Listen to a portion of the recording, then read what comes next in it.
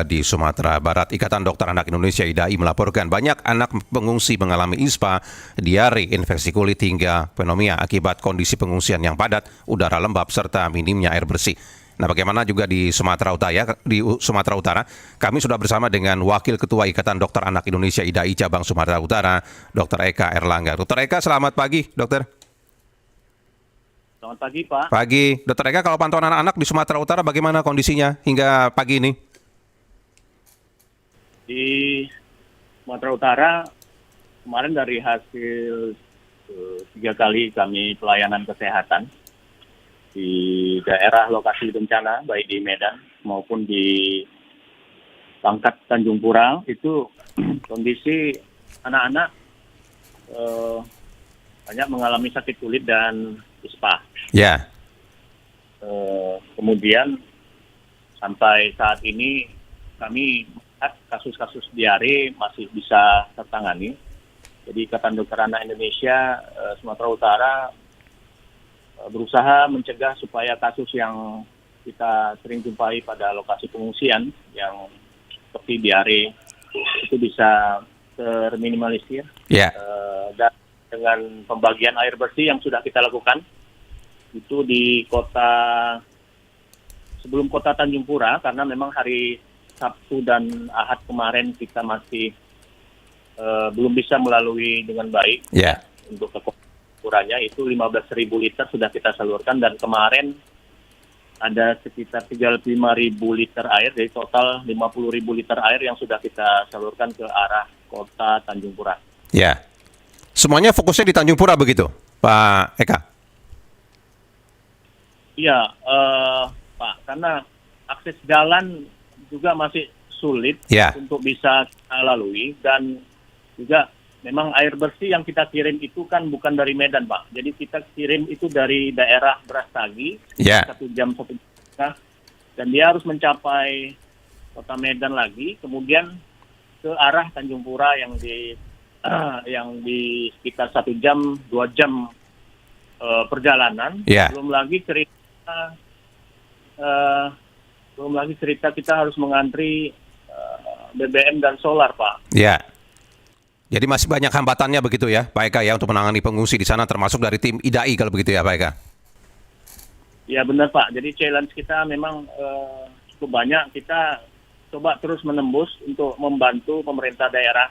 Jadi kita dari awalnya yang memang aksesnya kurang, kemudian sudah terbuka oleh bantuan pemerintah daerah dan aparat pemerintahan, itu kita langsung tembus.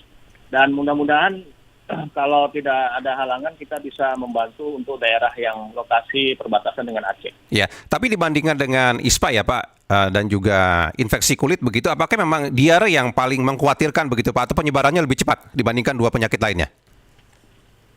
Ya benar sekali, Pak. Kalau sudah terkontaminasi pada saat situasi sekarang ini, banjir, air bersih terbatas, dan juga sanitasi itu yang tidak terjamin, MCK dan sebagainya, itu potensi masuk di lokasi pengungsian maupun di lokasi perumahan yang sudah rusak itu akan bisa menyebar dengan cepat, Pak. Ya.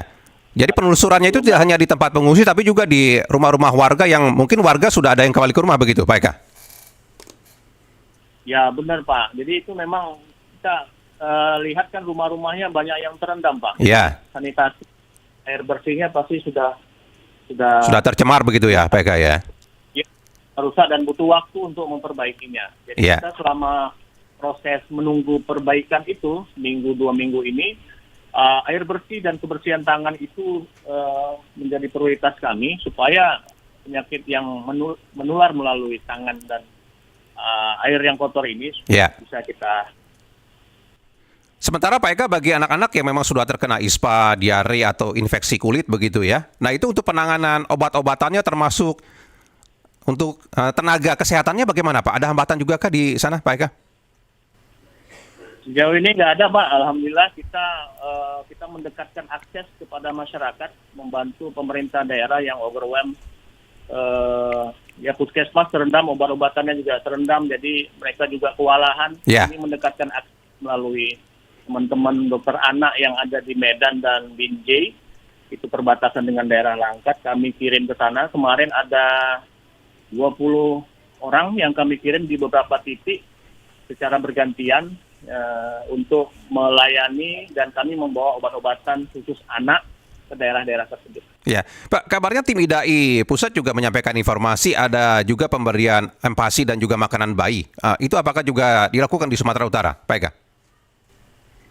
Benar, Pak. Jadi kita juga membawa makanan bayi, namun tidak susu ya, Pak. Ya. Makanan bayi yang diolah dengan air, yang langsung dimakan sehingga bisa membantu nutrisi anak-anak di sana. Dan juga makanan-makanan beras juga sebagian kami kirim lokasi yang orang tuanya memang tidak punya akses ke dapur umum pemerintah daerah. Ya, nah Pak Eka, biasanya anak-anak dengan usia berapa Pak yang memang sangat rentan begitu ya dengan kondisi seperti ini terserang ISPA, diare atau infeksi kulit? Ya, kita tahu kan bahwa Kementerian Kesehatan terus banyak menghimbau imunisasi, Pak ya. Yeah. Jadi ini memang 5 tahun ke bawah, utama dengan yang tidak imunisasi itu memang rentan sekali, dan juga berat badan yang tidak ideal, Pak. Jadi itu sangat rentan untuk mengalami kasus-kasus penyakit yang tertular melalui di saat bencana ini, Pak. Ya, jadi paling tidak sampai 2 minggu ke depan ini akan menjadi fokus utama lah bagi IDAI cabang Sumatera Utara untuk menangani anak-anak baik yang sudah terkena penyakit maupun juga melakukan langkah antisipasinya begitu ya, Pak Eka ya? Benar, Pak. Dan kami juga memantau psikologi sana. Ya. Sejauh ini tidak ada stres atau trauma akibat bencana ini yang kami pantau. Mungkin ada 1-2 yang kami rujuk ke rumah sakit.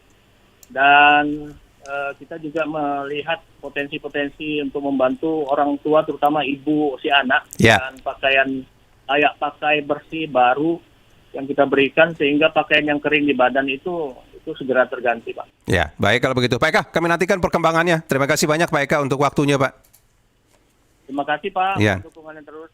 Selamat pagi, Dr. Eka.